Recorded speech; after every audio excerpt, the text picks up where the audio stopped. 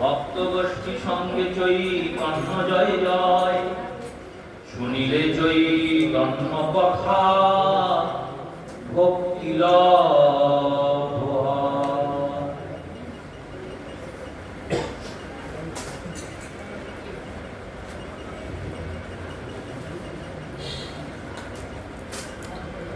শ্রী শ্রী গৌর গোবিন্দ মকরন্দ মাধুর্য লীলালব্ধেষু সজ্জন বৈষ্ণব বৃন্দ, শ্রদ্ধেয়া মাতৃমণ্ডলীর চরণে প্রণাম পূর্বক প্রত্যেক বৎসরের ন্যায় ভাগবত সেবা সমিতির উদ্যোগে এবং কলিপাগম অবতার রাধাকৃষ্ণ মিলিত তনু শ্রী শ্রী শ্রীমন মহাপ্রভুর কৃপাতে মহাপ্রভুর শুভ আবির্ভাব তিথি উপলক্ষে গৌর পূর্ণিমার আগে অথবা পরে যে সপ্তদিবসীয় গৌর কথার আয়োজন করা হয় তার আজকে সূচনা করা হচ্ছে। প্রত্যেক বছরের মতো যেমন আমরা গৌর কথা এই গৌর কথা রসাস্বাদনে মেতে উঠি, তেমনি এই বছরও শ্রীমন মহাপ্রভুর শুভ পাবন লীলা কথা শ্রবণ রসাস্বাদন এবং তদপশ্চাতে ৬৪ মাহান্তের ভোগারাধনা যেমন উৎসব হয় তেমনি পরপর ক্রমে উৎসব চলে। শ্রীমন মহাপ্রভুর উপরে আস্বাদন করতে গেলে যে তিনটি মুখ্য গ্রন্থের আস্বাদন করা অতি প্রয়োজন, সেই তিনটি গ্রন্থ হচ্ছে চৈতন্য চরিতামৃত, চৈতন্য ভাগবত ও চৈতন্য মঙ্গল। তার মধ্যে চৈতন্য চরিতামৃত দার্শনিক গ্রন্থ, নীলাচল লীলার আস্বাদন চরিতামৃতে হয়, আর চৈতন্য মঙ্গলে মহাপ্রভুর বিভিন্ন গুপ্ত লীলার আস্বাদন। সর্বোপরি সর্বগৌর লীলা আস্বাদন করানোর জন্য যেমন কৃষ্ণলীলা আস্বাদন করাতে স্বয়ং ভগবান কৃষ্ণই পরাশর নন্দন বেদব্যাস রূপে প্রকট হয়েছিলেন, আর এই বেদব্যাসী শ্রীমদ্ ভাগবত রচনা করে তৎ শিষ্য ও পুত্র সুখদেব গোস্বামী পাদের দ্বারা পরীক্ষিতকে সম্মুখে রেখে ভাগবতের রসগঙ্গাকে কলিযুগের জীবদের জন্য হরিদ্বারের ব্রহ্মকুণ্ডের তীরে প্রকট করেছিলেন। সেই দাপরের বেদব্যাসী তিনি কলিযুগে বৃন্দাবন দাস হয়েছেন।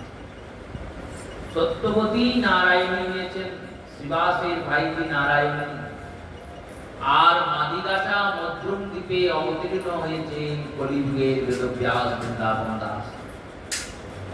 পরবর্তীকালে আমাদের অনতি দূরে, আমরা তো একবারে জংশনে বাস করি, শুধুমাত্র স্টেশন অনুযায়ী কাটোয়া জংশন নয়, গৌরমণ্ডলেরও একটা জংশন। যেমন কাটোয়া জংশনে গেলে আপনি বর্ধমানের ট্রেন পাবেন, আমোদপুরের ট্রেন পাবেন, আজিমগঞ্জের ট্রেন পাবেন, হাওড়া যেতে চাইলে হাওড়ার ট্রেন পাবেন, 4 দিকের ট্রেন। তেমনি এই কাটোয়াতে বসে আপনি যদি চান শ্রীখণ্ড যেতে পারবেন, কাটোয়াতে বসে বেলুন যেতে পারবেন, নবদ্বীপ যেতে পারবেন, একচক্রা যেতে পারবেন। সবার মাঝখানে শ্রীধাম কাটোয়া অবস্থিত। মধ্যমণি সেই বেনুরে শ্রীপাদ বৃন্দাবন দাস ঠাকুর তিনি যে দিব্য গ্রন্থের রচনা করলেন তার নাম চৈতন্য ভাগবত। গ্রন্থের প্রথমে তিনি চৈতন্য মঙ্গলই লিখেছিলেন না, কারণ বাংলা ভাষায় পদ্যের যে গ্রন্থগুলি সৃষ্টি হয়েছিল চর্যাপদের পর, সেই সমস্ত গ্রন্থগুলিকে মঙ্গল কাব্য বলা। যেমন মনসা মঙ্গল, অন্নদা মঙ্গল, চণ্ডী মঙ্গল, দুর্গা মঙ্গল, তেমনি মহাপ্রভুর ওপর রচনা করছেন, তাই রাম লিখেছেন চৈতন্য মঙ্গল। মঙ্গল কাব্য, মঙ্গল কাব্য মানে পদ্যের গ্রন্থ, যে গ্রন্থে সবটাই পদ্য, কোনো গদ্য নেই। এই পদ্যের ছন্দে গ্রন্থ। যখন লোচন দাস ঠাকুর চৈতন্য মঙ্গল লিখলেন, এবার দুটো চৈতন্য মঙ্গল থাকলে তো ভক্তদের মাঝখানে সমস্যা হবে, কোনটা বৃন্দাবন দাসের কোনটা লোচন দাসের বোঝা যাবে না। যদিও চৈতন্য মঙ্গল কিন্তু গৌড়ীয় বৈষ্ণব জগতে দুটোই, একটি লোচন দাস ঠাকুরের লেখা, আরেকটি গুণানন্দ ঠাকুরের লেখা, জ্ঞানানন্দ ঠাকুর। ওই চৈতন্য মঙ্গলকে গৌড়ীয় বৈষ্ণব আচার্যগণ অতটা স্বীকৃতি দেননি, তার অনেক কারণ আছে। ওখানে মহাপ্রভুর যে প্রয়াণ লীলা বা অন্তর্ধান লীলা, সেখানে মহাপ্রভুর লীলাতে মহাপ্রভুকে নরাকৃতি সাজানো হয়েছে। প্রভুর বিভিন্ন লীলার কথার মাধ্যমে প্রভুর গরিমা মহিমা পূর্ণ হয়েছে, তাই তাকে কোনো গৌড়ীয় বৈষ্ণবরা মর্যাদা দেন না। এই তিন গ্রন্থটি মহাপ্রভু সম্বন্ধে আস্বাদনের জন্য বারবার চেষ্টা করেন, বারবার মর্যাদা দেওয়া হয়, বারবার শ্রবণ করা হয়, পড়ানো হয়। দুই গ্রন্থের নাম চৈতন্য মঙ্গল, লোচন দাসের নাম, বৃন্দাবন দাসের নাম।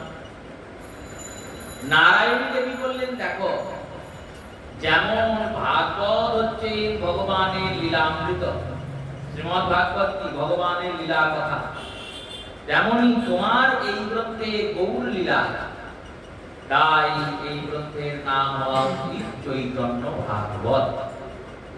এই কারণে লোচন দাস এই গ্রন্থের নাম চৈতন্য মঙ্গল হয়ে থাকে, আর বৃন্দাবন দাস ঠাকুরের গ্রন্থের নাম চৈতন্য ভাগবত হয়ে থাকে। চরিতামৃতে বারবার কৃষ্ণদাস কবিরাজ গোস্বামীর লেখনীতে দেখবেন, চরিতামৃত যারা পড়বেন, যারা অধ্যয়ন করবেন, তারা বারবার খেয়াল করবেন, সেখানে কৃষ্ণদাস কবিরাজ গোস্বামী পাদ বলছেন, এই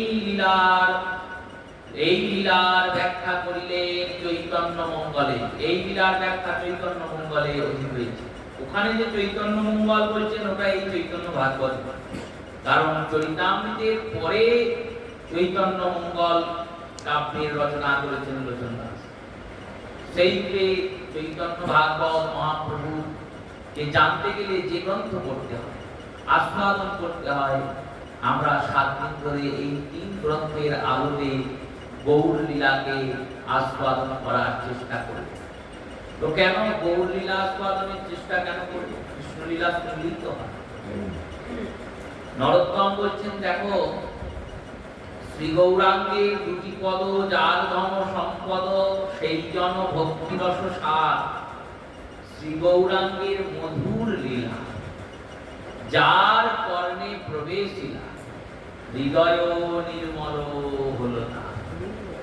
এই আমাদের মলিন হৃদয়টাকে কৃষ্ণ ভজনের যোগ্য করার জন্য রাধা গোবিন্দকে যে আপনি হৃদয়াসনে বসাবেন, এই কারণেই পদকর্তাগণ যে কীর্তনকে জন্ম দিলেন বাংলার বুকে।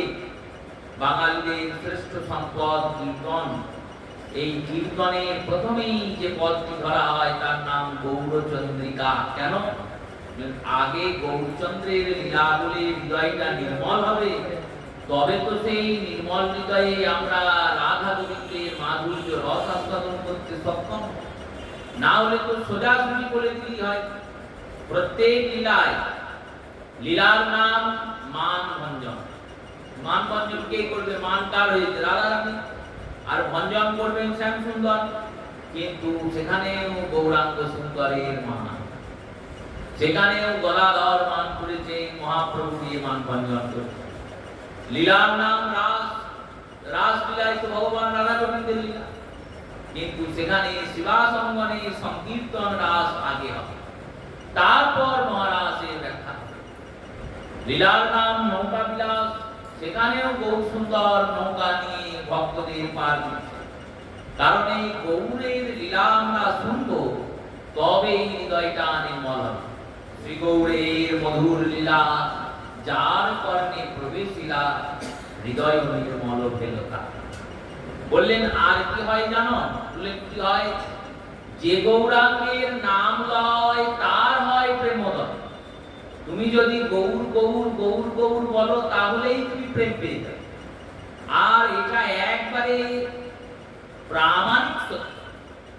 আপনারা বারবার বলে দেখবেন গৌর বললেই প্রেম আসে। কেন? বললেন ইনি প্রেমমূর্তি। এক প্রেমমূর্তি শ্রীমতী রাধিকা, আর এক প্রেমমূর্তি শ্রী গোবিন্দ। এই দুই মূর্তি মিশে এক মূর্তি হয়েছেন গৌর। তাহলে এনার মধ্যে কত প্রেম আছে! আর সামান্য প্রেম নয়, স্বয়ং শ্রীমতী রাধারানী তার অন্তঃকরণে কৃষ্ণকে বসিয়ে দিয়েছেন।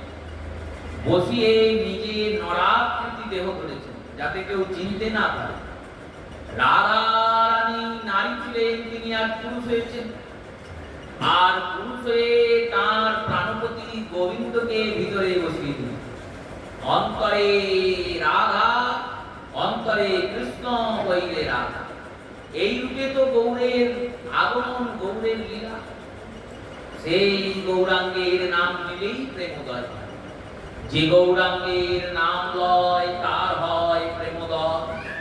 তারে কই যাই বলিহারি, গৌর প্রেম রসার নবে, সে তরঙ্গে যেবা ডোবে, সেই জন ভক্তি অধিকার। এই গৌরাঙ্গ সুন্দরের লীলা এই কারণে শ্রবণীয়। চৈতন্য ভাগবত রচয়িতা তিনি গ্রন্থের প্রারম্ভ সূচনা করলেন আদি খণ্ডের প্রথম অধ্যায় প্রথম শ্লোক। শ্রীমদ্ ভাগবতের প্রথম শ্লোক হচ্ছে জন্ম দাস্য বর্গীয় শব্দ দিয়ে শ্রীমদ্ ভাগবত শুরু হয়েছে। আর চৈতন্য ভাগবত সূচনা হচ্ছে আ শব্দ দিয়ে। অয়ের পরে দ্বিতীয় শব্দ বর্ণ হচ্ছে আ, স্বরবর্ণ। যে বর্ণ কোনো ব্যঞ্জন বর্ণের সাহায্য ছাড়াই আপনা আপনি উচ্চারিত হয়। এই উচ্চারিত বর্ণের মধ্যে প্রথম বর্ণ অ আর দ্বিতীয় বর্ণ আ। এই আ শব্দ দিয়ে এই গ্রন্থের সূচনা করছেন। কেন? বললেন এটা তো আদি লীলা। এই আদি লীলাতেও আছে, আদি লীলারও আদি। আর বললেন শুধু আদি নয়, ইনি অনাদি। এই গৌর সুন্দর আদি তো নন, ইনি অনাদি। গোবিন্দ কেমন? ঈশ্বর পরম কৃষ্ণ সচ্চিদানন্দ বিগ্রহ, অনাদিরাদি গোবিন্দ। বললেন অনাদিকাল যদি খুঁজে পাওয়া যায়, অনাদিকাল মানে আদিকাল মানে আজকে আমরা এখন বাস করছি, গতদিন গতকাল ছিল। এই গতকালের গতকাল, গতকালের গতকাল, এইভাবে খুঁজতে খুঁজতে গেলে একটা সময় পৃথিবীর জন্মকাল পাওয়া যাবে, যেদিন পৃথিবী জন্মিয়েছিল। পৃথিবী যখন জন্মালো, পৃথিবীর আগেও তো কেউ ছিল। সেই যে সময়, যে সময়ের নাম মহাশূন্য, সেই সময়ের নাম আদিকাল। এই আদিকাল যদি খুঁজে পাওয়া যায়, বলল আদিরও আদি যিনি, তিনি আদির আদি, আদির অনাদি। অনাদিরও আদি গোবিন্দ। এই অনাদিকাল, বললেন অনাদিকালেরও আদিকাল, মানে যখন কেউ ছিল না তখন যিনি ছিলেন তিনি শ্যাম সুন্দর। আর যখন কেউ থাকবে না তখন যিনি থাকবেন তিনিও শ্যাম সুন্দর। সেই অনাদির আদি গোবিন্দ আর অনাদির আদি গৌর সুন্দর। তাই আ শব্দ দিয়ে সূচনা করছে গ্রন্থের। আজানুলম্বিত ভুজৌ প্রণকাবদাতৌ সংকীর্তনৈক পীতরৌ কমলায়তাক্ষৌ বিশ্বম্ভরো দ্বিজবরো যুবধর্মপালৌ বন্দে জগৎ প্রিয় গৌর করুণাবতার। বললেন মহাপ্রভু ধ্যান মন্ত্র বর্ণনা করছেন। কি বললেন না? আজানুলম্বিত ভুজৌ। এনার যে হাতগুলো, সেই হাতগুলো কেমন না? আজানুলম্বিত, জানুর থেকেও বড়। সামান্য মানুষ যখন একেবারে সোজা দাঁড়ায় তখন তার হাতটা এসে হাঁটুতে স্পর্শ করে, কিন্তু মহাপ্রভুর হাতটা বলছেন হাঁটু থেকেও নিচে চলে যায়। এর অর্থ কি না, এর অর্থ মহাপ্রভুর হাতটা অনেক বড়, বিরাট আজান লম্বিত ভুজ। এত বড় হাত কেন প্রভু? বৃন্দাবন দাস কি প্রভুর রূপমাধুরী দর্শন করতে পারেননি? যে রূপমাধুরী দর্শন করতে পারেননি বলেই প্রথমে হাতটার বর্ণনা দিলেন যে প্রভুর হাত এত বড়। বললেন না না দেখেছেন, কিন্তু দেখার পর চিন্তা করলেন গৌর সুন্দর যতই রূপবান হোক, সেই রূপবান গৌর সুন্দরকে দেখে আমাদের তো কোনো লাভ নেই, কারণ আমরা তো কলিহত জীব, কলি আমাদের মাথাকে খেয়ে বসে আছে, আমরা কিছুতেই ভজন সাধন করব না। লোচন দাস আক্ষেপ করছেন আর বলছেন অবতার সার গোড়াই অবতার, কেননা চিনি তারে করি নিরে বাস, গেল না পিয়াস আপন কর্ম ফেরে, কণ্টকের তরু সেবিলি সদাই অমৃত ফলের আসে, প্রেম কল্প তরু গৌরাঙ্গ আমার তাহারে ভাবিলি বিষে, সৌরভের আসে পলাশ শুকিলি নাসায় পুষিল কি, ইক্ষু দণ্ড বলি কাষ্ঠ চুষিলি তাহা কি লাগিবে মিট, কেউ যদি আগ ভেবে কাঠ চষে সারা জীবন চুষে গেলেও কি মিষ্টি পাবে? পাবে না। তেমনি সংসার রূপী কাষ্ঠকে যতই আমরা চোষণ করি আর যতই ভাবি এই সংসার আমাকে আনন্দ দেবে, কোনোদিন আনন্দ দেবে না। তাহলে আনন্দ কে দেবে? সংসারের মধ্যে থেকে সারটাকে যদি ধরতে পারো, সংসার শব্দের মধ্যে তো সার আছে। এই সার কি বললেন? সার হচ্ছে নাম। এই সংসারে থেকে যদি তুমি নামকে ধরতে পারো, ওই সংসারে থেকে যতক্ষণ ভগবানের নাম করবে, ভক্ত সঙ্গ করবে, সাধু সঙ্গ করবে, জানবে, ততক্ষণই তুমি আনন্দটা পেয়ে গেলে। আর উপলব্ধি হবে, অনুভব হবে। এই অনুভবটা করার মতো মনটা দরকার। গেলাম, প্রত্যেক দিন যাই, হরিকথা শুনি, বাড়ি চলে যাই, গিয়ে আবার শুয়ে পড়ি, আবার উঠি, আবার কাজ করি, এরকম হলে হবে না। নাম আমাদের মনে কি অনুভূতি দিচ্ছে আনন্দে, সেটা মাঝে মধ্যে বিচার করতে হবে।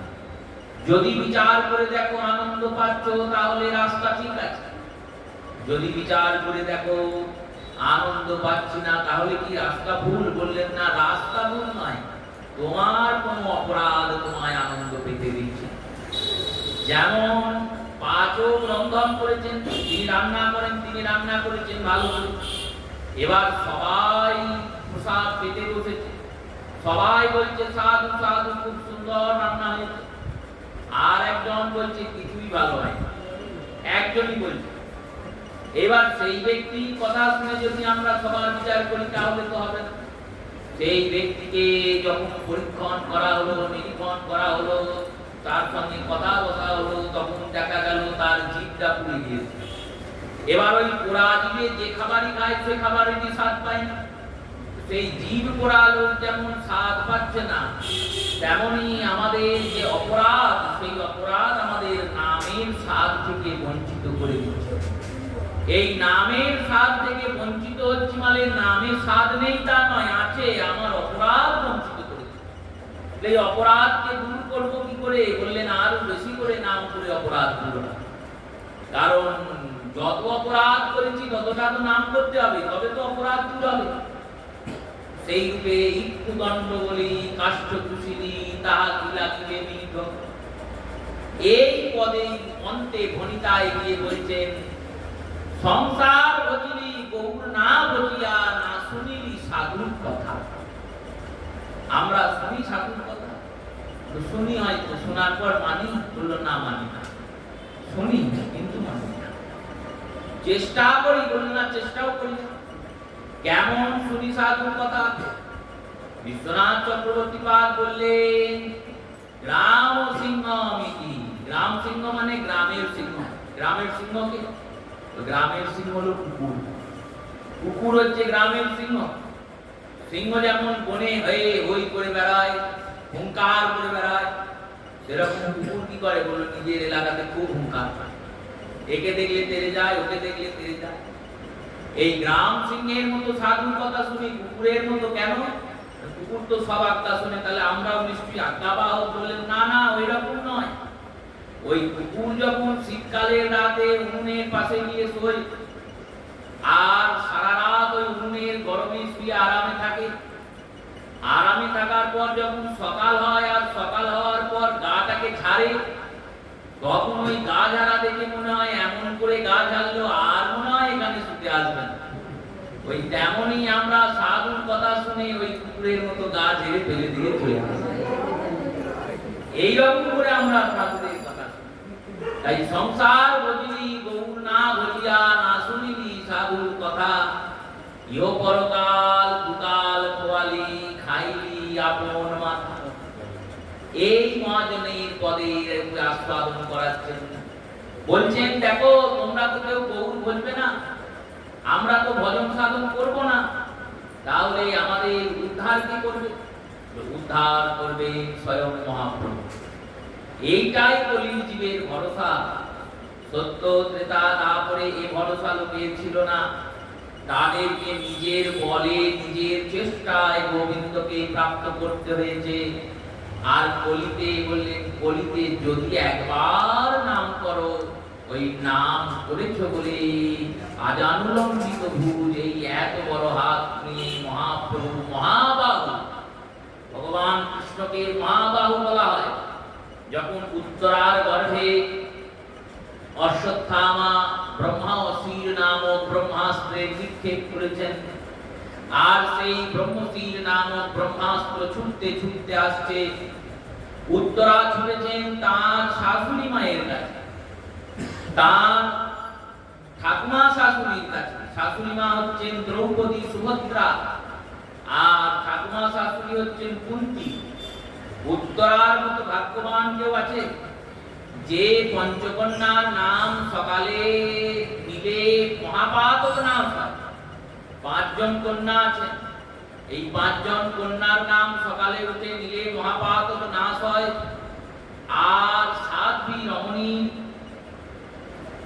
তার পাতিব্রতা ও সদবত্তা, তার সৌভাগ্যের বৃদ্ধি হয়। এই 5 জন কন্যা কে কে? 5 জন কন্যা হচ্ছেন অহল্যা, তারা, মন্দোদরী, কুন্তী, দ্রৌপদী তথা পঞ্চকন্যা যৎ স্মরে মহাপাতক নাশনম।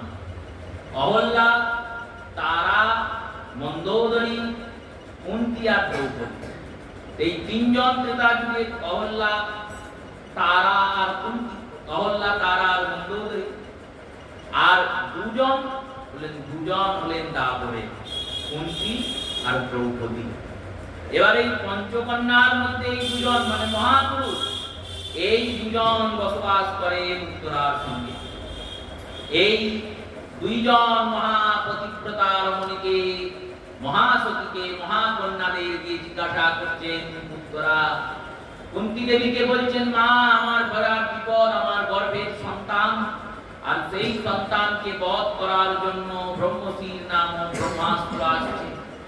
ব্রহ্মাস্ত্রের হাত থেকে কেউ রক্ষা পায় না, কোনো বীর, কোনো মহাবীরও রক্ষা পায় না।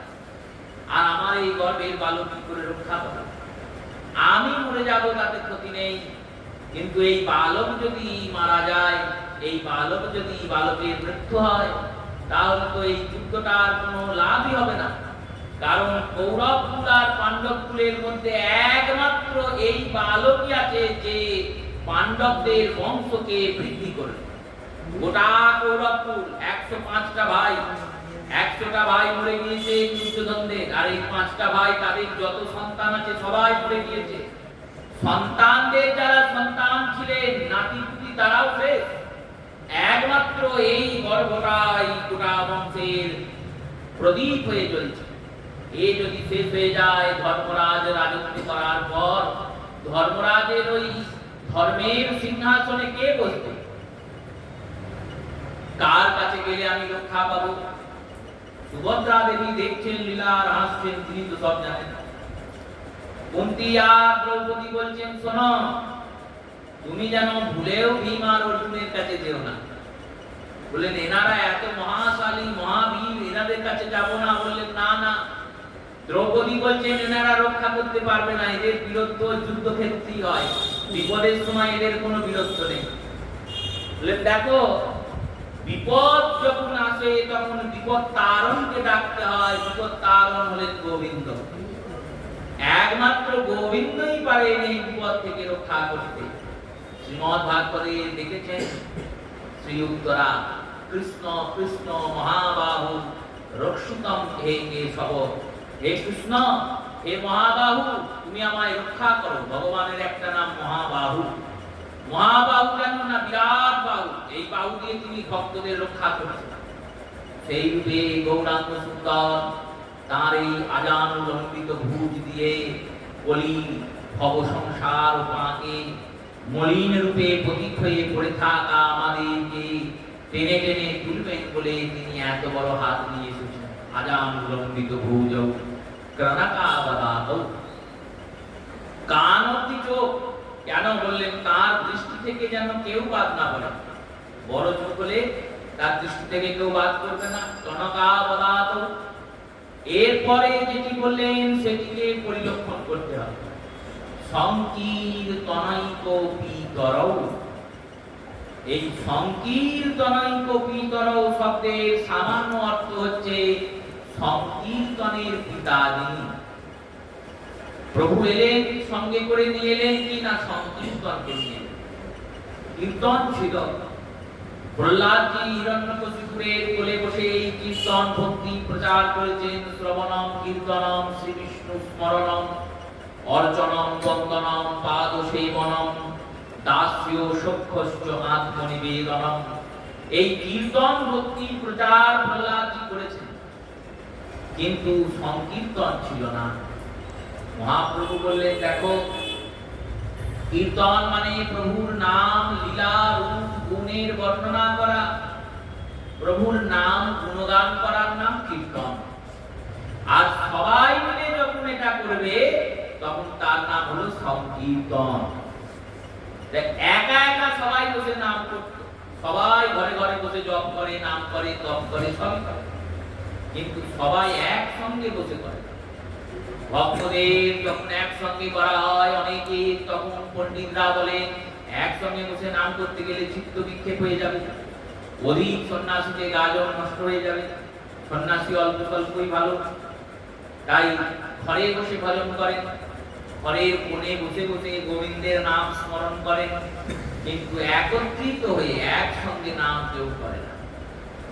প্রভু বলছেন, গৌরাঙ্গ সুন্দর মহাপ্রভু বলছেন শোনো, এক ব্যক্তি অনেক দূরে আছে, তাকে তুমি ডাকে ও দাদা ও দাদা ও দাদা বা ও দিদি ও দিদি ও দিদি করে, তিনি শুনতেও পারেন না শুনতেও পারেন, কারণ তোমার আওয়াজটা তার কান অবধি পৌঁছাবে তবে তো শুনবেন। এইবার তার কান অবধি পৌঁছালো, শুনতে পেলেন, কান অবধি যদি না পৌঁছায় শুনতে পাবেন না। কিন্তু সবাই এক হয়ে যদি তার নাম করে ডাকে তখন কি হবে? তখন আওয়াজটা অনেকটা জোর হয়ে যাবে, সবাই একসঙ্গে ডাকছে। কৃষ্ণ বলে ডাকলে সেই 14 ভুবনের উপরে গোলকে থাকা গোবিন্দ শুনতেও পারেন নাও পারেন, কিন্তু সবাই যদি আমরা কৃষ্ণ বলে ডাকি তাহলে সবার ডাক এক হয়ে গোবিন্দের কানে ঠিক পৌঁছে যাবে। এই কথা যখন বললেন, শ্রীবাস পণ্ডিত বলছেন প্রভু বললেই তো হবে না, সিদ্ধান্ত করতে গেলে একটা প্রতিপক্ষকে স্থাপনা করতে হয়, একটা দৃষ্টান্ত স্থাপনা করতে হয় যে এই হয়েছে তাই আমি বললাম। আপনি দৃষ্টান্ত স্থাপন করুন। মহাপ্রভু বলছেন দৃষ্টান্ত আছে, কোথায় আছে? ভাগবতে। ভাগবতে রাসের মধ্যে যখন গোবিন্দ অন্তর্ধান হয়ে চলে গিয়েছেন, গোপীরা খুঁজছে তাদের প্রাণবল্লভকে, খুঁজতে খুঁজতে তারা শ্রীমতী রাধারানীকে পেলেন। রাধারানীকে পাওয়ার পর বলছেন, হে রাধে, আমরা কৃষ্ণকে হারিয়েছি, কৃষ্ণ আমাদের ছেড়ে চলে গেছে। এই গোবিন্দ যে ছেড়ে চলে গেলেন তাকে আমরা কি করে পাবো? রাধারানী বললেন শোনো, ভগবান যদি লুকিয়ে পড়তেন তাহলে আমরা তাকে খুঁজে বের করতে পারতাম, কিন্তু ভগবান তো লুকিয়ে পড়েননি, ভগবান হারিয়ে যাননি, ভগবান লুকিয়ে পড়েছে। লুকিয়ে যিনি পড়েছেন তাকে খুঁজে পাওয়া মুশকিল। উপায় কি? বলল উপায় আমরা যদি সবাই মিলে ডাকি আর সবার কষ্ট দেখে দুঃখ দেখে যদি গোবিন্দ ফিরে আসেন, যদি গোবিন্দ আমাদের উপর কৃপা করে ফিরে আসেন, সবাই একত্রিত হলেন আর সবাই একত্রিত হয়ে গোপী গীত গাইলেন। জয়তীতে বিকম জন্মনা ব্রজ শ্রয়ত ইন্দিরা শাশ্বতত্রহি দ্বৈত দৃশ্যতাং দীক্ষুতাবতা স্তৈ ধৃতা বসাং স্বং বিচিন্ত্যতে। এই গোপী গীত হচ্ছে পৃথিবীর বুকে গাওয়া প্রথম সংকীর্তন, কারণ সবাই একসঙ্গে কীর্তন করছেন গোবিন্দের। এই সংকীর্তনই প্রমাণ। এই গোপী গীত যেই শেষ হয়েছে অমনি গোবিন্দ সাক্ষাৎ মনমথ রূপে প্রকট হয়ে গোপীদের সামনে দর্শন দিয়েছে। এই গোপীদের সামনে যেমন গোবিন্দ এসে দর্শন দিলেন, যেমন গোপীরা গোবিন্দকে পেলেন, তেমনি আমরা যদি সবাই মিলে গোবিন্দকে ডাকি তাহলে আমরা সবাই গোবিন্দকে ঠিক পাব। এই সংকীর্তনকে প্রবর্তন যিনি করলেন তিনি হলেন গৌরাঙ্গ সুন্দর। শ্রী বৃন্দাবন দাস ঠাকুর বললেন সংকীর্তনাই গোপীতরৌ, সংকীর্তনের পিতা, কিন্তু দ্বিবচন প্রয়োগ করেছেন পিতরৌ, পিতা দ্বয়। পিতা শব্দের অর্থ, পিত শব্দের অর্থ একবচন পিতা, পিতরৌ মানে দুজন পিতা, আর পিতরা মানে বহুজন পিতা, একবচন দ্বিবচন বহুবচন। এই সংকীর্তনের তো একটাই পিতা গৌরসুন্দর। সংকীর্তনের পিতা শব্দের প্রয়োগ না করে পিতরৌ বলেছেন কেন? বলেন দেখো এখানে দুজন পিতা, একজন এই সংকীর্তনকে জন্ম দিয়েছে আর একজন এই সংকীর্তনকে পালন করেছেন। এই সংকীর্তনকে জন্মকে দিলেন মহাপ্রভু। মহাপ্রভুই তো সংকীর্তনকে জন্ম দিলেন, তাই তিনি সংকীর্তনের পিতা, সংকীর্তনের ঈশ্বর। এই সংকীর্তনকে জন্ম দিয়েছে গৌরাঙ্গ সুন্দর, আর সংকীর্তনকে জন্ম দেওয়ার পরে সেই ছোট্ট শিশু সংকীর্তন তাকে এই এত বড় গোটা বিশ্বে প্রচার, গোটা বিশ্বের মধ্যে সর্বত্র হরিনাম হয়। প্রভু চরিতামৃতে বলেছিলেন আজ হইতে এই মহামন্ত্র আমি প্রচার করে গেলাম। এই মহামন্ত্র পৃথিবীতে যত আছে নগরাদি গ্রাম সর্বত্র প্রচারিত হবে মোর এই হরিনাম। পৃথিবীর যেখানে যেখানে নগর আছে, গ্রাম আছে, সর্বত্র হরিনাম প্রচার হবে। এই হরিনামের প্রচার প্রসার, মহাপ্রভু হরিনামকে প্রকট করলেন, কিন্তু এর প্রচার প্রসার কে করলেন? প্রচার প্রসার করছেন তাই চান, সংখ্যা আর আছে না।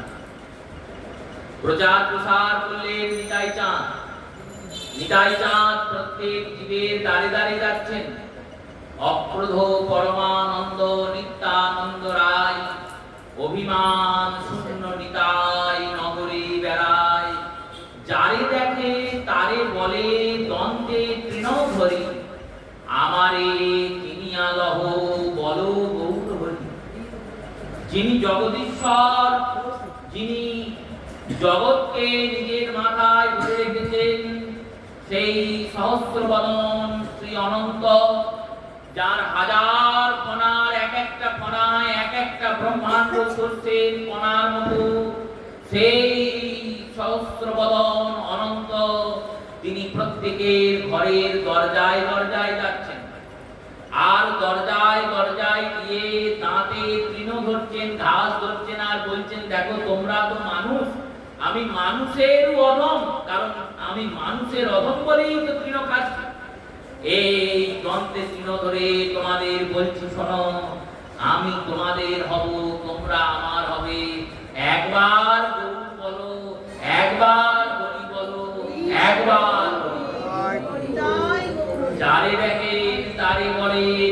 হস্তে তৃণধরি আমারে কিনিয়া লহ বল গৌর হরি। এত বলি সোনার নিতাই ভুলে করি যায়, সোনার পর্বত নিতাই ভূমি করি। এত বলি নিতাই যান সংকীর্তনের দ্বিতীয় পিতা। তাই সংকীর্তনই গোপীতর কমলায় কাক্ষ। কমলের মতো চোখ প্রভু। কেমন চোখ? পদ্মের মতো। পদ্ম যেমন সর্বপবিত্র পুষ্প। এই পবিত্রতা তার মধ্যে কোনো মন্ত্র শক্তি, কোনো ক্রিয়া শক্তি সঞ্চার করে না। এই পবিত্রতা তার মধ্যে কোন স্থানে হয়েছে বলে সঞ্চার করে না। এই পবিত্রতা তার প্রতিকূল গুণ ধর্মের জন্য সঞ্চার করে। সে কোনো ভালো জায়গায় হয়েছে বলে সে পবিত্রতা নয়। তাকে নিয়ে সে খুব তারে ব্রাহ্মণেরা অম বম চম বলে চন্দন ছিটিয়েছে বলে সে পবিত্র নয়। পদ্ম এতটাই পবিত্র, পদ্মের যে বন, সেই বনের কাছে ভগবান শ্রীহরি সাক্ষাৎ অবস্থান করেন। শাস্ত্রের মধ্যে পুরাণাদিগণ বললেন তুলসী কাননং যত্র পদ্মেও বনানি চ পুরাণ পঠনম যত্র। তিন জায়গায় ভগবানের নিত্য অধিষ্ঠান। তুলসী কাননং যত্র যত্র পদ্ম বনানি চ পুরাণং পঠনং যত্র তত্র সন্নিহিত হরি। এই শাস্ত্র বচনকে তো আর লঙ্ঘন করা যাবে না। এই পদ্মের মধ্যে শুদ্ধতা, পবিত্রতা, শুচিতা, সেটা সর্বসময়, কখনো পদ্ম অপবিত্র নয়। এই সর্বসময় পবিত্র কেন বললেন? প্রতিকূলতার জন্য। জন্মিয়েছে পাকে, পাক পুকুরেই পদ্মের বীজটা পড়ে আছে। আর পাক পুকুরে পড়ে থাকা সত্ত্বেও গায়ের একটা স্থানে পাক দাঁড়ায় না। ওই পঙ্ক শরীরে থাকা সত্ত্বেও শরীরের জল তাকে কখনো স্পর্শ করে না। পুকুরের জল যত বাড়ে ও তত বাড়ে। তেমনি যদি তুমি এই সংসার পাকে জন্মিয়ে হৃদয় পদ্মটাকে গৌর সুন্দরের জন্য একবারে সুন্দর পবিত্র রাখতে পারো, তোমাকেও প্রভু ওই চরণে পদ্মের মতো গ্রহণ করবে। তাই কমলায় কাক্ষ, পদ্মের মতো চোখ প্রভু। কেন কমলায় কাক্ষ বললেন? পদ্মের মতো সুন্দর তাই। আর পদ্ম যেমন পবিত্র, গৌর সুন্দর, যার দিকে তাকান সেই পবিত্র হয়ে যায়। যত বড় মহাপাপী হোক তাপী হোক, জগাই মাধাইয়ের মতো পাপী গোটা পৃথিবীতে খুঁজে পাওয়া যাবে না। কারণ জগাই মাধাই কোনো সামান্য পাপী ছিল না। চৈতন্য ভাগবত রচয়িতা বলেছেন এনারা ব্রাহ্মণ হয়ে যবনের থেকেও নীচ কর্ম করেছেন। যবনেরা যে কর্ম করে সেই কর্মের থেকেও নীচ কর্ম। শুধু যে এরা মদিরা পান করেছে তা নয়। মদিরা পান মহাপাতক। পাতকের ভাগ আছে, পাপের অনেক ভাগ তো। পাতক, অতিপাতক, লঘুপাতক, অতিপাতক, গুরুপাতক, মহাপাতক। এই মহাপাতক পাঁচটা। এই পাঁচটা মহাপাতকের মধ্যে মদিরা পান হলো প্রথম। মদিরা পান করলে মহাপাতকই হতে পারে। এই মদিরা পান করেই জগাই মাথায় থেমে যায়নি কিন্তু। মদিরা পান মহাপাতক, এটা এখন ঘরের জল হয়ে গেছে, চায়ের মতো ব্যাপার হয়ে গেছে। চা খাই যেমন ঘরে সবাই, কেউ গেলি চা দেয়, আর 10 বছর পর কেউ গেলি মদ দেবে। মদ খাবে না, এইরকম তো ব্যাপার। আর এটাকে একবারে আমরা গ্রহণ করে ফেলেছি। এটা আরো খারাপ। মানুষের মধ্যে লাজ, লজ্জা, শ্রী, ভদ্রতা, সভ্যতা, এগুলো আস্তে আস্তে আস্তে আস্তে সব শেষ হয়ে যাচ্ছে। ওগুলো বাঁধতে তুলে রাখছে না। লজ্জা বলে বিষয় কিছু আর নেই। সেই কলির প্রভাবে এগুলো আস্তে আস্তে আর বাড়বে, কমবে না। কলির কাজই এটা। কলি ঘর তিমিরে জগজন গ্রাস হল না পাইয়া জগত উপায়। এই কলি ঘোর তিমির, তিমির মানে অন্ধকার। কলির ঘোর অন্ধকার রাত্রে কি করে কোন দিকে আমরা যাব? নয়নানন্দ বলছেন চিন্তার কারণে অসাধনের চিন্তামণি বিধি মিলাইল ধনী গোড়া বড় দয়ার ঠাকুর। অসাধনের চিন্তামণি, চিন্তামণি চিন্তা চিন্তা করলে তবে চিন্তামণি পাওয়া যায়, ধ্যানে করলে তবে পাওয়া যায়, তপস্যা করলে তবে দেবতারা দিয়ে যায়। আমাদের কোনো সাধনাও নাই, ভজনাও নাই, তবুও প্রভু কৃপা করেছিলেন। অসাধনের চিন্তামণি বিধি মিলাইল ধ্বনি, বিধি এনে দিয়েছেন গোরা বড় দয়ার ঠাকুর। কেমন দয়ার ঠাকুর জানো? কেমন দয়ার ঠাকুর? কত শত আনন, কত চতুরানন, গুণ গাহি ওর নাহি পায়, হাই রে গোড়া গুণ কহনে না যায়। গোড়ার গুণ কহা যায় না। গোড়ার গৌর সুন্দরকে জানতে গেলে চারি সরবেদ, সরবিদ্যা, সরদর্শন, সে যদি গৌরাঙ্গ নাহি ভজে। চার বেদ করেছে, সরদর্শন করেছে, তার এত পাণ্ডিত্য থাকা সত্ত্বেও যদি গৌর সুন্দর না ভজে কি হবে জানো? কি হবে না? মিছে তার অধ্যয়ন, লোচন বিহীন জন, অন্ধের দর্পণের কিবা কাজে। বেদ ও বিদ্যা কিছু নাই জানত, সে যদি গৌরাঙ্গ করে সব। নয়নানন্দ বলছেন এইটাকে আগে বোঝো, এটাকে চিন্তা করো, উপলব্ধি করো, সার করো। বেদ ও বিদ্যা কিছু নাই জানত, সে যদি গৌরাঙ্গ করে সার। নয়নানন্দ ফনে সেই তো সকলই জানে, সর্বসিদ্ধি করতলে তার। যেমন জগতের মধ্যে থেকে জগৎ সংসারের কর্মফল ভোগ করতে করতে যে নামকে ধরতে পারবে সে উদ্ধার পাবে, সেই নামকে ধরাবেন যিনি, তিনি গৌরসুন্দর। কমলায়তাক্ষ বিশ্বম্ভর দ্বিজবর, ইনি বিশ্বম্ভর। বিশ্বম্ভর কেন বললেন? পিতা নাম দিয়েছেন বিশ্বম্ভর। জগন্নাথ মিশ্র নাকি বিশ্বম্ভর নামে আখ্যায়িত করেছেন। কারণ শ্রীমন মহাপ্রভুর জন্ম হয়েছে ফাল্গুন মাসে, আর ফাল্গুন মাসের জন্ম হয়েছে যখন প্রভুর নক্ষত্র ফাল্গুনী, উত্তরা ফাল্গুনীতে মহাপ্রভুর জন্ম, ফাল্গুন মাস, ফাল্গুনী নক্ষত্র, আর সিংহ রাশিতে। সিংহ রাশিতে জাতকের আদ্যক্ষর ব দিয়ে আর অন্তঃক্ষর র দিয়ে হওয়া উচিত। তাহলে বিশ্বম্ভর বয়ে দিয়ে শুরু করলে বি দিয়ে ব হচ্ছে, আর শেষকালে গিয়ে র হচ্ছে বিশ্বম্ভর। সেই বিশ্বম্ভর তাই নাম দিয়েছেন বিশ্বম্ভর। আর কি জন্য নাম দিয়েছেন? না, ইনি জগৎকে ভরণ পোষণ করবেন, তাই বিশ্বম্ভর। এই বিশ্বম্ভর গৌরসুন্দর আসছেন। কিভাবে আসছেন? বিভিন্ন মহাজনে বিভিন্ন লীলার আস্বাদন। আজ গোলক বৃন্দাবনে শ্রী গোবিন্দ বসে আছেন, আর মনে মনে চিন্তা করছেন রাধা রানী যে আমাকে প্রেম করেন, কৈছন রাধা প্রেমা, কৈছন মধুরিমা, কৈছন সুখতি ভোর, এ তিন বাঞ্ছিত ধন ব্রজে না হইল পূরণ। আমি যে এই বৃন্দাবন লীলায় গেলাম, ব্রজের এই এত সুন্দর লীলার রস আস্বাদন হলো, সেই ব্রজলীলাতে তো এই প্রেম, এই প্রেমের আস্বাদন করা গেল না, এই প্রেমের রসের সম্পূর্ণ আস্বাদন হলো না। এই চিন্তন করছেন গোবিন্দ। চিন্তন করতে করতে সখীর আগমন। ললিতা সখী এসে বললেন, শোনো শ্যাম সুন্দর, তুমি যদি রাধা রানী প্রেম জানতে চাও তাহলে রাধা রানী হতে হবে, তবে তো প্রেম জানা যাবে। তুমি রাধা রানীকে প্রেম করো, সেই প্রেম করে যে আনন্দটা পাও সেটা তুমি উপলব্ধি করতে পারো। কিন্তু রাধা রানী তোমায় দেখে কি জন্য প্রেম করে, আর তুমি এত দুঃখ দেওয়া সত্ত্বেও কেন প্রেম করে, সেটা যদি জানতে হয় তাহলে তোমাকে তো রাধা হতে হবে।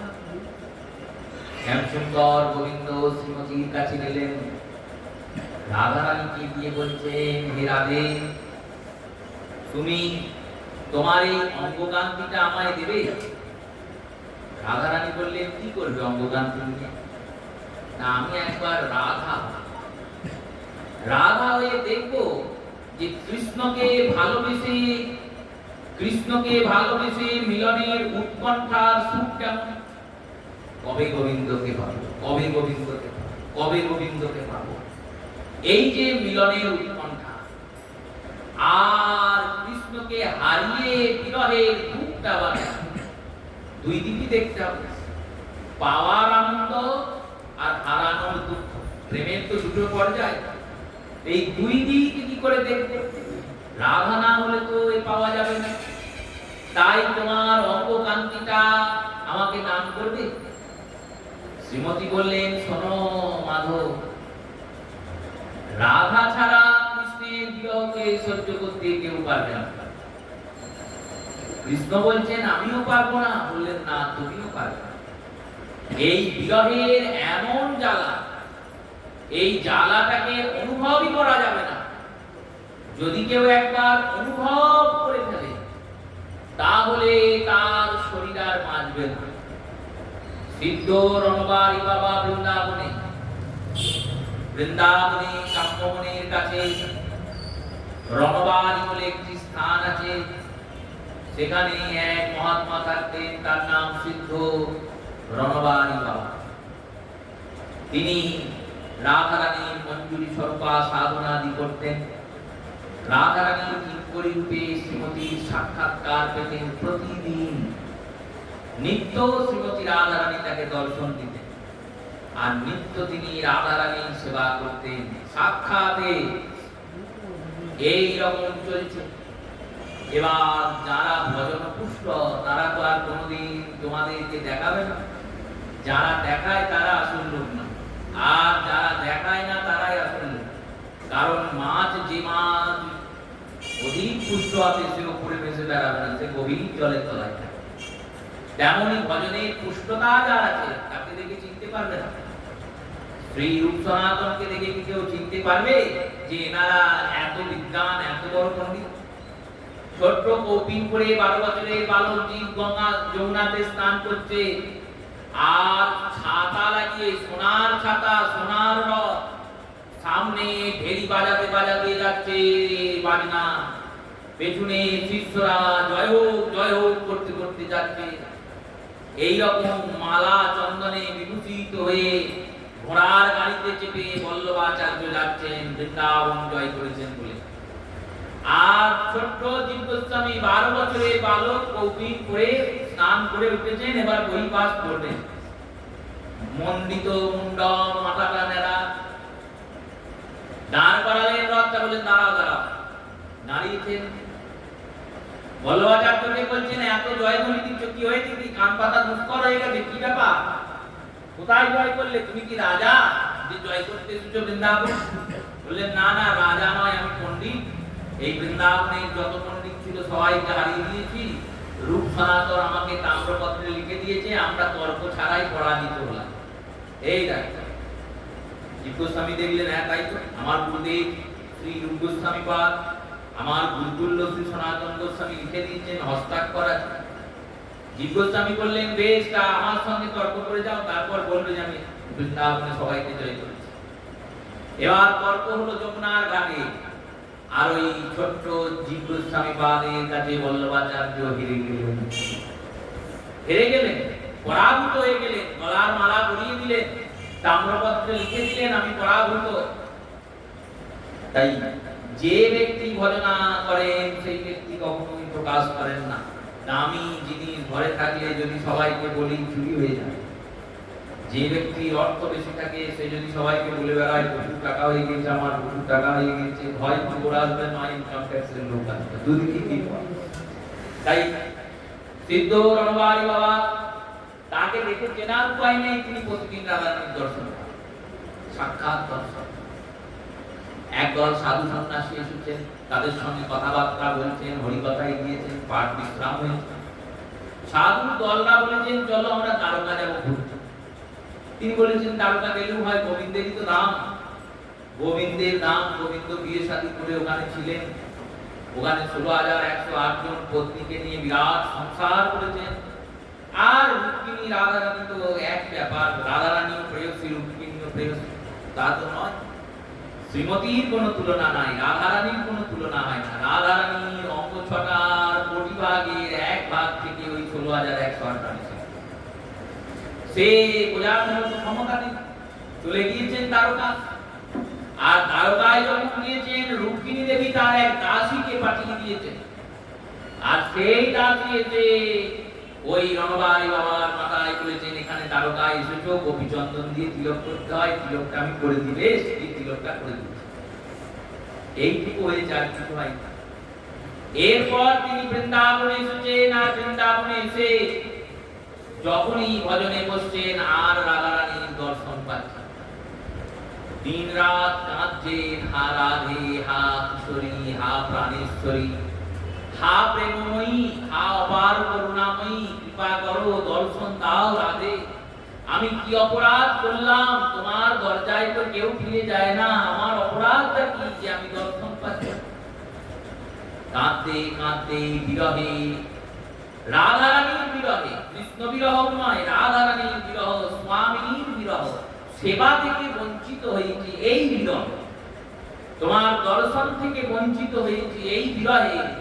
তার শরীরের সমস্ত অঙ্গটা পুড়ে ছাই হয়ে, যেভাবে বসে আছেন ওইভাবেই বসে আছেন, পুরো ছাই, হাত দিলে ছাই বেরোচ্ছে, হাত পা বুক পিঠ সব ছাই, শুধু এই মাথাটুকু আছে। আর এই মাথাটুকু ওই হা রাধে প্রাণ রাধে বলে যাচ্ছে, আর নয়ন থেকে জল পড়ে। ভক্তরা কষ্ট সহ্য করতে পারছেন না, কি করব প্রভু, আপনার কি করে শীতল প্রদান হয়, কি করে কি হয়, কেউ কোনো উপায় পাচ্ছেন না। খবরটা বৃন্দাবনে ছড়িয়ে গেছে। এক শিষ্য গিয়েছে সিদ্ধ গোবর্ধন দাস বাবার কাছে, গিয়ে বলেছেন এইরকম ব্যাপার, রণবারি বাবার এই অবস্থা। রণবারি বাবার কাছে গোবর্ধন দাস বাবা এলেন, বললেন শোনো, তুমি দ্বারকায় গিয়েছিলে, দ্বারকায় রুক্মিণীর দাসীরা তাদের তিলক দিয়ে তোমাকে তাদের দলে নিয়ে দিয়েছেন, এবার রুক্মিণীর দাসী হয়ে গেছে, আর তো তোমার এই দেহে রাধার সেবা হবে। তাহলে এই দেহ রেখে কি লাভ? এই দেহটা থেকে প্রাণটাকে বের করে দিন। দেখুন, এটাই হচ্ছে ভজনের প্রভাব, এটাই হলো ভজনের চিন্তন। ভক্তরা কখনো চিন্তা করে না আমি কবে মরবো, কি করে মরবো, মরতে হবে আমায়, এত সুন্দর সংসার ছেড়ে চলে যেতে হবে। ভক্তদের চিন্তাটা উল্টো, মরলে তবে তো গোবিন্দ পাবো। এখানে তো সেবা চলছে বিগ্রহের, মরলে তবে নিত্য সেবায় যেতে পারবে। তাই নিত্য সেবায় যাবেন বলে আমরা যেমন মরাকে ভয় পাই, ভক্তরা সবসময় মৃত্যুকে চায়, কবে আমি মরবো আর কবে মরলে গোবিন্দের সেবায় যাব। এই হলো ভক্তের চিন্তা।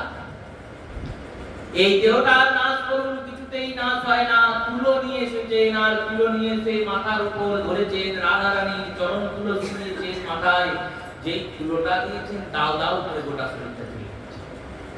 আর সবার সামনে জ্বলতে জ্বলতে গোটা শরীরটা ছাই হয়ে গেছে। এই হলো বিরহের পরিণতি। এই বিরহ যদি আমাদের কারোর মধ্যে সঞ্চার হয়, সে পাগল হয়ে যাবে, নয় মরে যাবে, নয় শেষ হয়ে যাবে, বিরহকে সহ্য করতে পারবে না। আর কৃষ্ণ বিরহ সে তো সমুদ্রের মতো। রাধা রানী বলছেন গোবিন্দকে, তুমি ওই বিরহ নিতে পারবে না মাধব, তাই তোমাকে আমি সব দিতে পারলেও আমাকে দিতে পারবো না। আমার কান্তিটা দেবো, আমার প্রেমটা দেবো। আর যখন তুমি ওই বিরহে কাতর হয়ে হা কৃষ্ণ প্রাণ কৃষ্ণ বলে লুটিয়ে লুটিয়ে ভূমিতে পড়বে, তখন আমি গদাধর হয়ে গিয়ে তোমায় ধরবো। এই কারণে রাধা গদাধর। দেখুন, মহাপ্রভুর কাছে নীলাচল লীলায় কেউ নেই, নিতাই চাঁদ নেই, অদ্বৈত নেই, শ্রীবাস নেই, কিন্তু গদাধর আছে। কারণ নীলাচলের লীলাতে প্রভু শুধু এই বিরহকেই আস্বাদন করেছেন।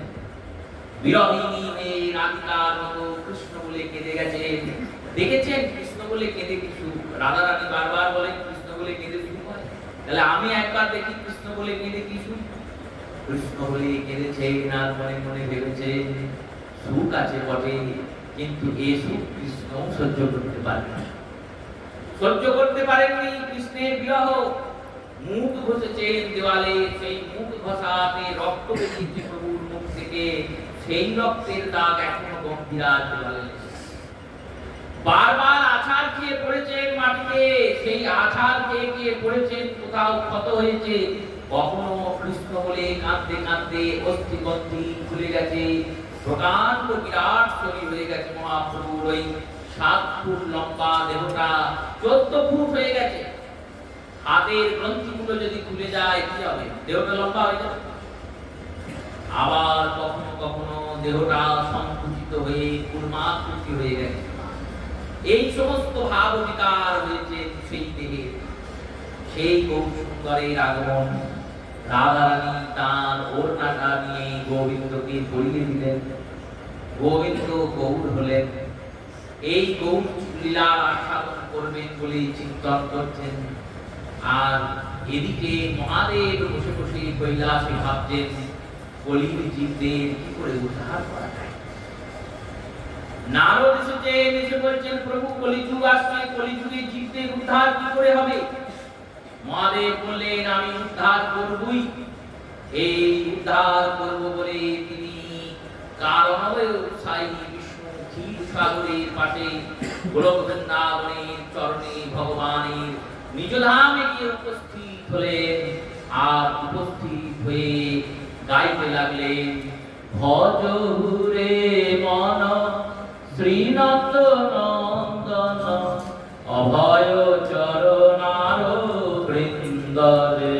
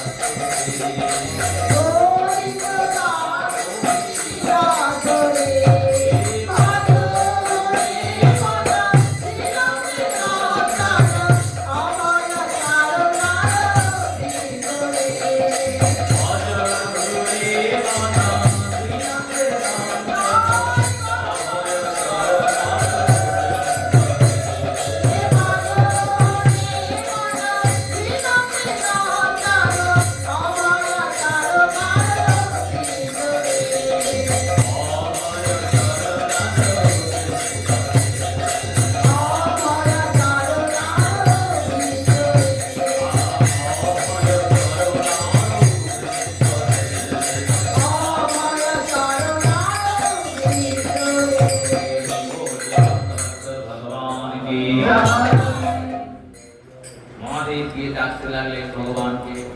ভগবান বললেন, কলিযুগের প্রথম সন্ধ্যায় শশীগর্ভ সিন্ধু মাঝে রাধা কৃষ্ণ মিলিত হয়ে গৌর রূপে অবতীর্ণ হয়।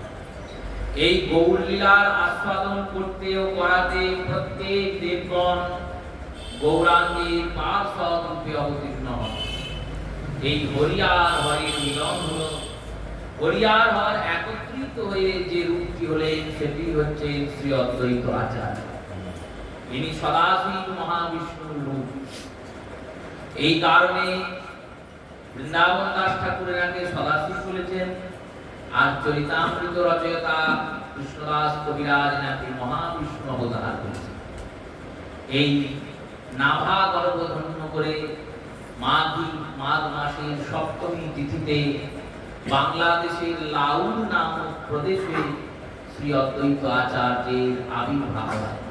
বলি শ্রী অদ্বৈত আচার্য প্রভু কি জয়। ইনি হলেন সূত্রকার। সূত্রকার মানে গৌর লীলার ইনি সূচনা করবেন। ইনি গৌর লীলাকে, গৌর সুন্দরকে আমাদের সামনে এনে বসাবেন। ইনি গৌর সুন্দরকে প্রকাশ করবেন, পূজা করবেন। আর ইনি গৌর সুন্দরকে আবার নিজ ধামে প্রত্যাবর্তনের আদেশ অনুরোধ করলেন। সেই নাভা গর্ভধন্য করে শ্রী অদ্বৈত আচার্যের জন্ম। জন্মের পরে পিতা এনার নাম রাখলেন কমলাক্ষ, কমলের মতো চোখ বলে। পিতার নাম কুবের পণ্ডিত, মায়ের নাম নাভা দেবী। আর পিতার এই ছোট্ট কমলাক্ষ পিতার সঙ্গে সঙ্গে বিভিন্ন বেদাদি শাস্ত্রাদি অধ্যয়ন করলেন। কুবের পণ্ডিত যে জমিদারিতে রাজপণ্ডিত ছিলেন, তারা ছিলেন ছাত্র, শক্তি উপাসক, মা কালীর ভক্ত। মন্দিরে পাষাণময়ী মা কালীর মূর্তি। এবার ছোট্ট কমলাক্ষ আর জমিদারের ছেলে দুজনে মিলে গিয়েছেন মন্দির খেলা করতে করতে। পৌঁছিয়েছেন যখন, জমিদারের ছেলে বলছেন, আমাদের ইষ্ট দেবী এই কালী, এনাকে প্রণাম করো। আচার্য প্রভু বললেন, দেখো, গাছের গোড়াতে যদি জল ঢাললে গাছ পুষ্ট হয়, তাহলে আবার আলাদা করে পাতাতে ডালে জল ঢালার কি দরকার? একই ঈশ্বর কৃষ্ণ আর সবিভৃত, যারে দইছে না যায় সে দইছে পরিমর্ত। ভগবান কৃষ্ণই একমাত্র অদ্বিতীয় ঈশ্বর, ইনি ছাড়া বাকি সবাই তার অংশ প্রকাশ। বারবার বোঝালেন, শুনলেন না। জমিদারের পুত্র বললেন, প্রণাম করতেই হবে। জমিদারকে ডেকে নিয়ে আসা হলো। রাজপুরোহিত কুবের পণ্ডিত এলেন, পিতার সঙ্গে পুত্রের শাস্ত্রের তর্ক চলছে। পিতা বলছেন প্রণাম করা উচিত, কারণ ইনি নারায়ণী বৈষ্ণবী। পিতা তো আর জানে না যে ইনি স্বয়ং মহাদেব। এবার মহাদেব কি করে কালীকে প্রণাম করবে? হয় না। কিন্তু পিতা ভাবছেন ইনি বৈষ্ণবী, বৈষ্ণবীকে প্রণাম করা দরকার, মর্যাদা দেওয়া দরকার। পিতার অনুরোধে আদেশে অদ্বৈত প্রভু প্রণাম করলেন। প্রণাম করা মাত্রই ওই পাষাণ বিগ্রহ খণ্ড বিখণ্ড হয়ে গেল, ভেঙে চুরে চুরমার হয়ে গেল। আর এই দিকে জমিদার আর জমিদারের পুত্র অচেতন হলেন, অজ্ঞান হয়ে গেলেন, সবাই শোকব্যস্ত হয়ে গেল।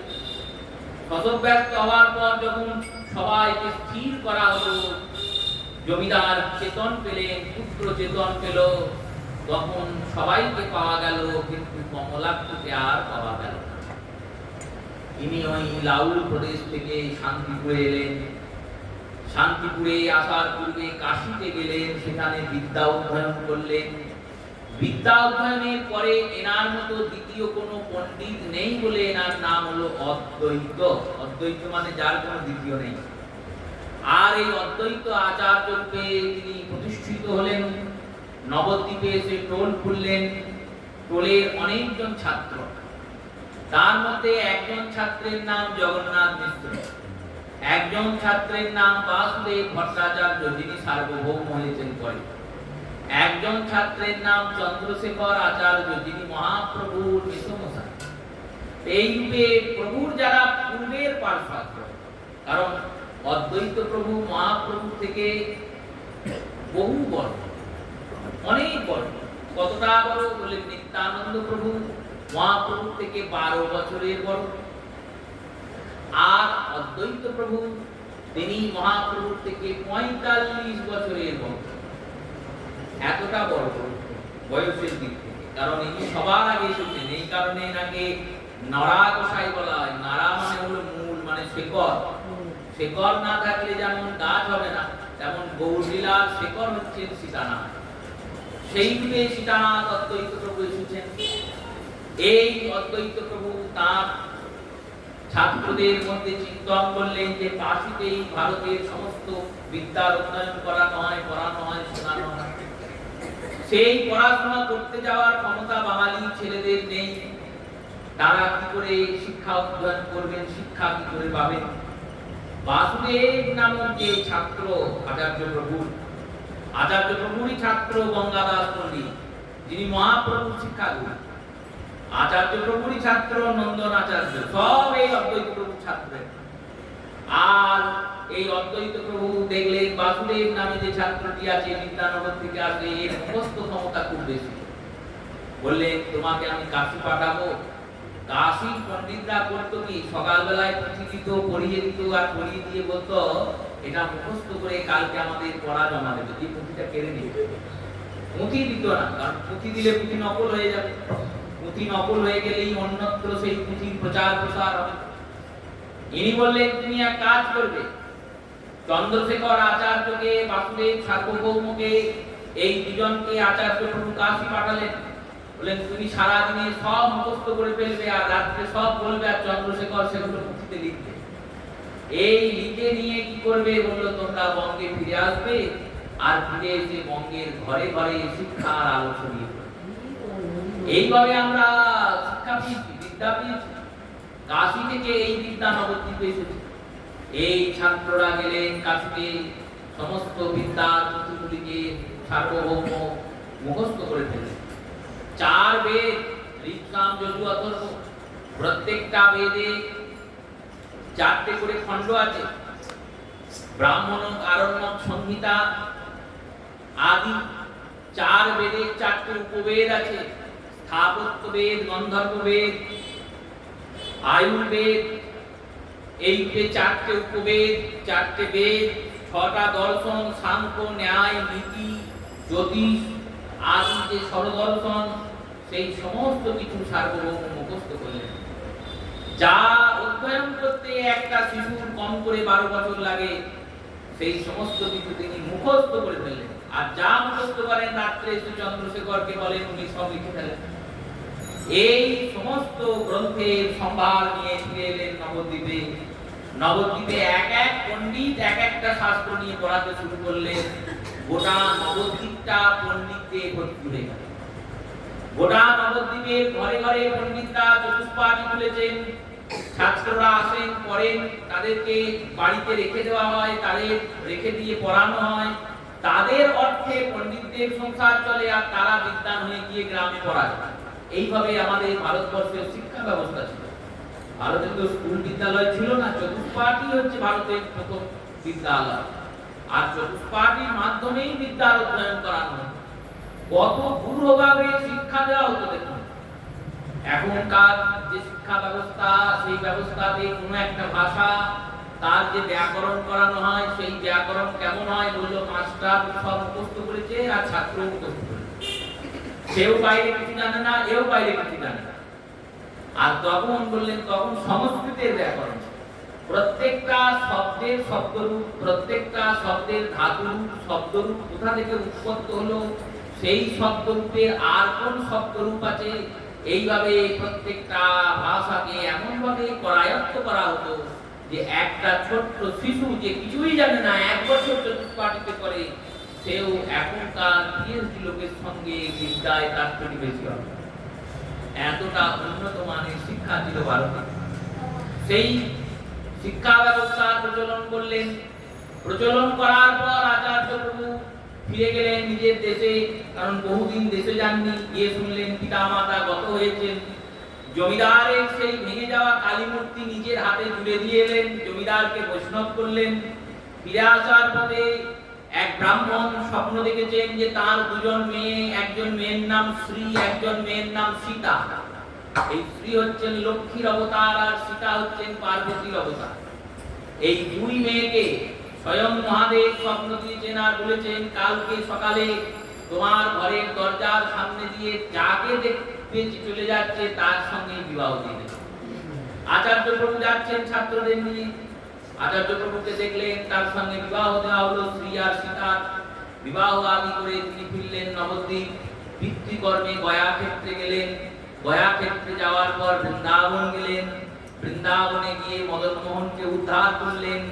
যে বটবৃক্ষের তলায় বাস করলেন তার নাম অদ্বৈত বট। বৃন্দাবনে 3টে বট আছে, শৃঙ্গার বট, অদ্বৈত বট আর বংশী বট। এই অদ্বৈত বট, অদ্বৈত বটের শিকড় থেকে মদন মোহনকে উদ্ধার করলেন। সেই মদন মোহন পরে মদন গোপাল হলেন আর মদন গোপালকে নিয়ে ফিরে এলেন শান্তিপুর। সেই শান্তিপুরে আসার পরে মাধবেন্দ্র পুরীপাদ এসে দীক্ষা দান করলেন অদ্বৈত প্রভুকে।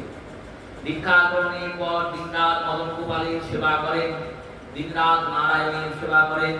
আর চিন্তা করেন যে এই নবদ্বীপবাসী এরা শিক্ষিত হলো, জ্ঞানী হলো, কিন্তু ভক্ত হলো না। এদের মধ্যে জ্ঞান আছে কিন্তু ভক্ত নেই, ভক্তি নেই। কেন? এরা রাত্রিবেলায় জাগরণ করে, চণ্ডী পূজা করে, মনসা পূজা করে, কৃষ্ণ পূজা কেউ করে না।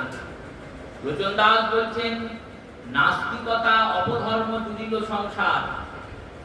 দুটো জিনিস সংসার ভরে গেছে, দুটো জিনিসে কিসে না নাস্তিকতা, মানে ভগবান মানে না, বেদ মানে না। নাস্তিককে যে বেদ নিন্দক বেদ মানে।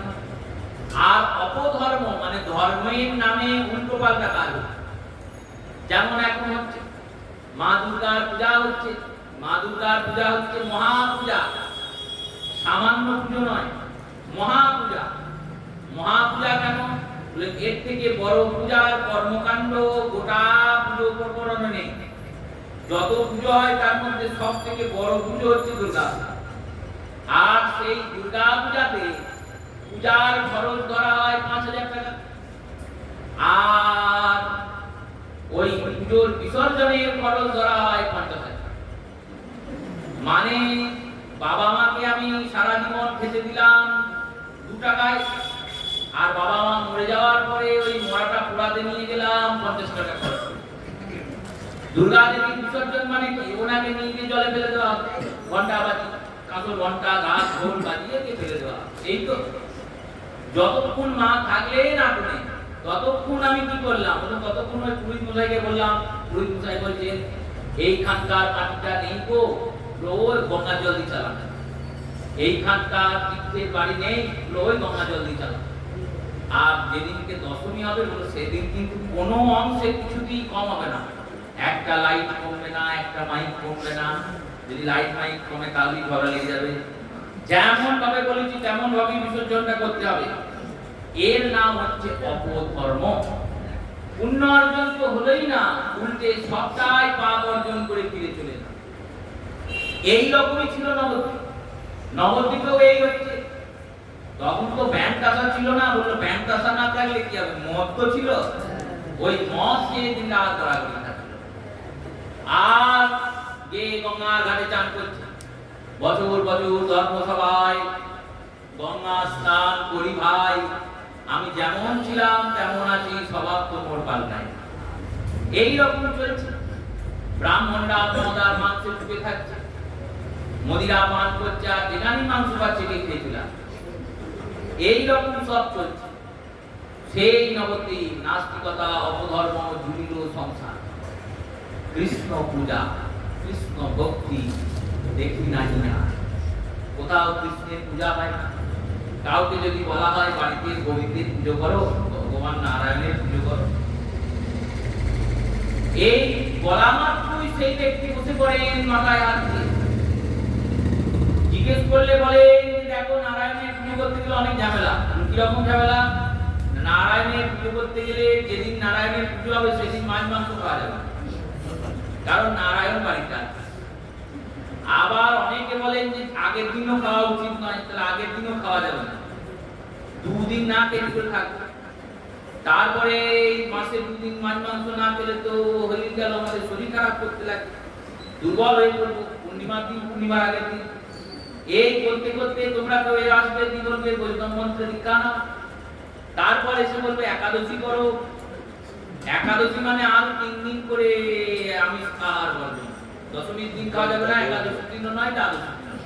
তাহলে 3 দিনে 6 দিন চলে গেল একাদশীর পাল্লায় করে, আর পূর্ণিমার পাল্লায় করে আরো 2 দিন গেল, 8 দিন চলেই গেল। তাহলে ওর থেকে বাবা উপদে যাওয়া ঠিক নয়। তার থেকে আমাদের মা কালী ভালো।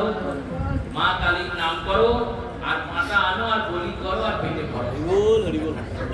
এই ছিল নবদ্বীপ। যেদিনকে বৃষ্টি হতো না তখন লোকেরা মিলে ঠিক করতো কি করা যায় বলতো বৃষ্টির জন্য।